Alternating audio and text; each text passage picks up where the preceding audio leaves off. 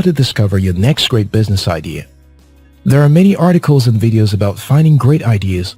Some offer helpful advice, but most of them are just idealistic statements. They fail to address the most important part of discovering great ideas.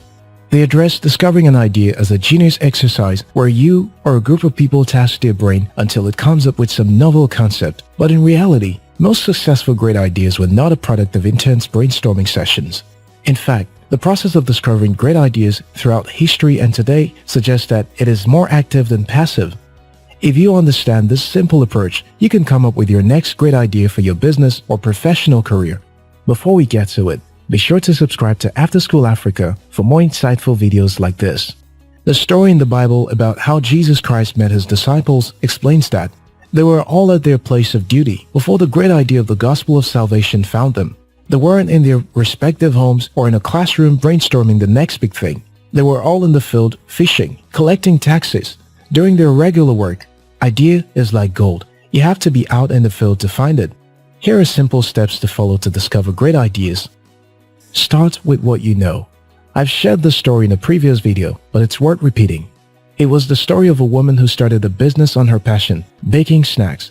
She was out going about her business of selling snacks when a young boy approached her on a hot afternoon and asked her to help freeze his bag of sachet water. She reluctantly agreed on the terms that he'll pay a little token per bag. By the end of the day, she made more money doing business with the little boy than the profit she made from her snacks business. That was how she discovered her great idea of selling cold sachet water to traffic hawkers. She moved from there to own a successful bottled water and beverage factory. I had similar experience with After School Africa. I've never shared this publicly, but I didn't start After School Africa with the intent of building a scholarship platform. My intent was to write about career and personal development, which were something I was passionate about. My writing process got me to research deeply into the different opportunities for people to develop their career after school. That was when I discovered that there were a lot of scholarship opportunities scattered across the internet for students and graduates from Africa. But there was no central platform where Africans could find these opportunities. That was how I discovered the great idea to build the first frequently updated online platform for Africans looking for opportunities around the world. I couldn't have discovered this idea if I was waiting to conjure it before starting. The woman who discovered the bottled water and beverage business would probably not have discovered her great idea if she had relied on a brainstorming session. Procter & Gamble started as a simple soap and candle maker. Motorola started as a struggling roadside battery eliminator repair business. When we say follow your passion, I think we're actually saying start from what you're familiar with and let it lead you to great opportunities. So if you want to discover your next great idea, start with what you know. Keep an open mind. Bill Hewlett, co-founder of HP, once said, "When I talk to business schools occasionally, the professor of management is devastated when I say that we didn't have any plan when we started. We were just opportunistic. We did anything that would bring in a nickel." Mo Ibrahim, founder of Celtel, didn't set out to become a businessman. In 1983, British Telecom lured him away from academia to be the technical director of Cellnet, now O2. While working at the company, he observed that telecom operators were spending billions of dollars on a necessary amount of hardware, and that they could use minimum amount of hardware to produce superior coverage while saving substantial costs. But his employer failed to listen to him.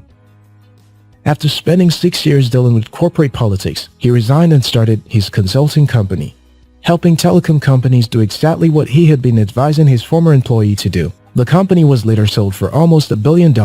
It was after this success that he started Celtel. He literally went from a classroom PhD holder to founding one of Africa's most successful companies. To discover your great idea, don't confine yourself to a narrow vision. Be open-minded to try new things you can implement with your existing resources. I think that is the key point. Ideas you can implement with your existing resources. Mo Ibrahim didn't go too far from his field of expertise, telecom.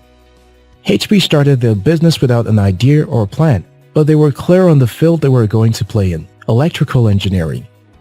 I went from a career-advised online platform to a platform to explore opportunities using the same resources and skill. The woman who went from selling snacks to sachet water used the same freezer in her shop. The point is that to discover great idea, keep an open mind on opportunities to try new ways to use what you already have or to do what you're already doing.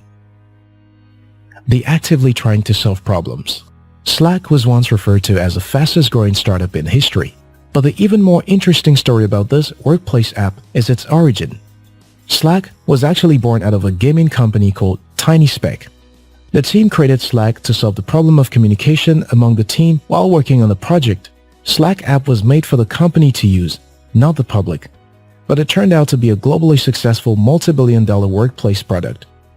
Many successful ideas was simply a product of the founder trying to solve a personal or business problem. In April this year, Rob Kennedy started a YouTube channel named Dad, How Do I? To teach young people who do not have a dad figure in their life how to do basic adult things like knot a tie or change a car battery. His dad walked out on his family when he was a child, so he didn't grow up with a father figure. His adult kids would often call him to ask for guidelines to do certain things, so he decided to record and send it to them. His daughter advised him to put them online. Within a space of 1 month, his YouTube channel grew from 0 to 2 million subscribers. Hear that again, from 0 to 2 million subscribers in 1 month. People that are wired to seek for solution in the midst of problems have a higher chance of stumbling on great ideas. Listen, it's not yet known to us how much we can learn and accomplish if we just shut up and listen most of the time. The environment, the market, people, everything is speaking to us. The problem is that we often don't listen. The challenge you're experiencing in your business or career may just be sending you a message for a hitting great idea. In 1975, Steven Sasson, an electrical engineer at Kodak, invented the digital camera. He tried to convince the management on the importance of his invention, but they barely listened. Kodak was so confident in their existing film-based camera that they failed to see digital camera as the future of photography. Well, the idea birthed under their own roof turned out to knock them out of business. Ideas are everywhere if you just pause and listen. One of the best ways to listen today is to look at data. Look at the data your business is already generating or other businesses are generating. What is it telling you about what people are saying? If you're running a website, you can look at what drives the most people to your website. That could give you hints into your next big idea. Great businesses don't always start with great ideas, but as you have now seen, this is not mostly the case. Sam Walton went into business with nothing other than the desire to work for himself and a little bit of knowledge and a lot of passion about retailing. He didn't wake up one day and say, I have this great idea around which I'm going to start a company. He started in 1945 with a single Ben Franklin franchise store. Walton built incrementally, step by step, from that single store until the great idea of rural discount stores popped out almost 2 decades after he started his company. This was what he had to say. Somehow over the years, folks have gotten the impression that Walmart was something that I dreamed up out of the blue as a middle-aged man, and that it was just this great idea that turned into an overnight success. But our first Walmart store was totally an outgrowth of everything we'd been doing since 1945. And like most overnight successes, it was about 20 years in the making. Woody Allen once said, 80% of success is showing up. Sometimes, you just need to start with the bare minimum and keep an open mind for opportunities. The important thing is to start.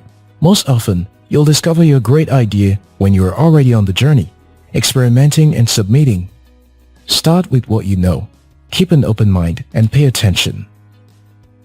If you found this video helpful, we'll appreciate if you like and share it with someone.